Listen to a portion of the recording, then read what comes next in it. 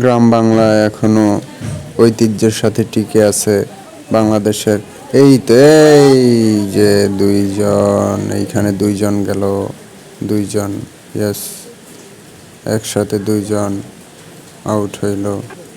টিকে আছে বাংলাদেশের প্রত্যন্ত গ্রামে গ্রামে এখনো দেশের জাতীয় খেলা হাডুডু অনুষ্ঠিত হয়।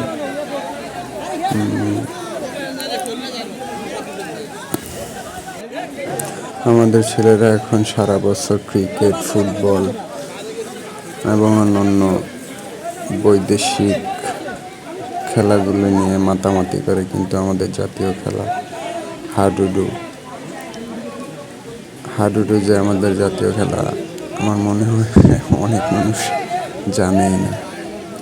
তো জাতীয় খেলা আমরা উপভোগ করি। আমাদের এলাকায় প্রতি বছরই হাডুডু খেলা আয়োজন করা হয়। এখানে সিনিয়র, মোস্ট সিনিয়র এবং জুনিয়রদের মিলিয়ে বিভিন্ন সময়ে বিভিন্ন টিম গঠন করে আনন্দ উৎসবের সাথে উপভোগ করা হয় জাতীয় খেলা হাডুডু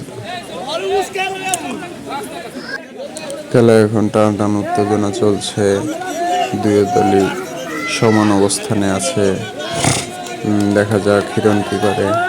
হিরণ হিরণ হিরণ আক্রমণে, হিরণ আক্রমণে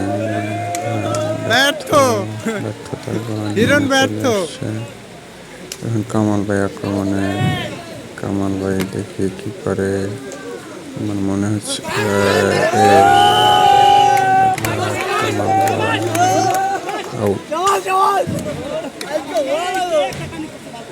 খুব ভালো খেলেছেন রাকিব। রাকিব আক্রমণে যাবে, দেখি কি করে রাকিব।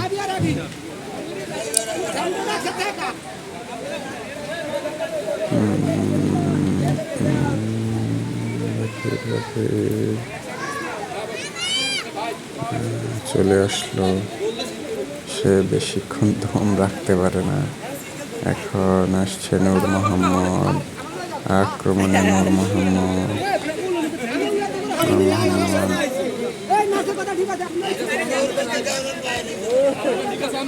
আক্রমণে খলিল। খলিল অত্যন্ত ভালো খেলে এবং হাডুডুটা ভালো বোঝে। সে রিস্ক নেবে না, কারণ তার দলের অবস্থা তত ভালো না।